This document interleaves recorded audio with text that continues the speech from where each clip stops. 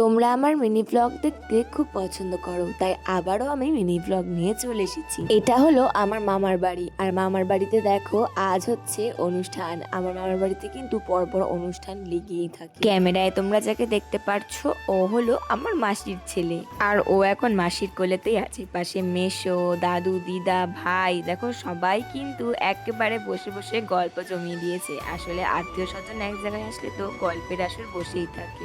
দেখো তারপরে কিন্তু আমি একেবারে চলে এসেছি মামির এখানটাতে। মামি এখানে দুপুর বেলার খাওয়ার জন্য যে চাল হয় সেটাই ধুচ্ছে। আর এই যে আজকে আমাদের বার্থডে গার্ল আমার ছোট মাসি, সবাই দেখতেই পেলে। আর এই দেখো তোমাদের একটা কথা বলি, আমাদের বাড়িতে কিন্তু আলাদা করে কোনো রান্নার লোক লাগে না। আমার বাড়িতে বা আমার মামার বাড়িতে যাদেরকেই বলো না কেন, সবাই কিন্তু প্রো, মানে আর কি এক্সপার্ট সব রান্নার জন্য, বা যাই বলো না কেন সব কিছুতেই একেবারে এক্সপার্ট। আমাদের আলাদা করে কোনো লোকের প্রয়োজন পড়ে না, সবাই কিন্তু একসাথে হয়ে সমস্ত কাজ করে নেয়। তোমরা নিশ্চয়ই এখন ভাবছো যে আমার মা কোথায়। প্রথম ক্লিপেই আমি মাকে দেখিয়েছিলাম। আসলে আমি ওই কথাতে বলেছিলাম প্রথম থেকে আমি লেট ছিলাম, তাই মা রান্না বান্না করে আবার গিয়েছিল আমার বাড়িতে। আর দেখো তার মধ্যে কিন্তু ওরা বাকি বাকি কাজ করে চলে এসেছে ছাদে দুপুরে খাওয়ার জন্য।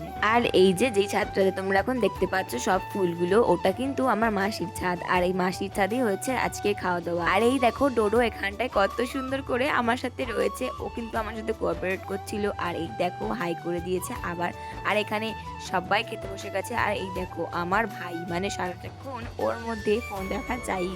আমার ভাই হলো একেবারে একজন মুডি পার্সন, মানে ওকে আমি ধরে বেঁধেও এক একটার সময় ফটো তোলাতে পারি না, আবার ও কিছু কিছু সময় ফটো তুলতে নিজে থেকেই চলে আসে। আর এখানে ছিল মেজ দিদি ভাই, এখানে দাদু, দিদি, দিদা, সবাই কিন্তু ফার্স্ট ব্যাচে খেতে বসে গেছে। আর আমি বসবো একেবারে লাস্ট ব্যাচে। তোমাদের সবটাই শেয়ার করবো। আমাদের অনুষ্ঠানটা ছিল কিন্তু 26শে জানুয়ারি, আর কি প্রজাতন্ত্র দিবসের দিন। তো ওই দিনে কিন্তু অনেক চাপ ছিল। যাই হোক, চলো তোমাদের সাথে রেসিপিটা শেয়ার করি। সকালবেলাতে কিন্তু সাদামাটা রেসিপি একদম।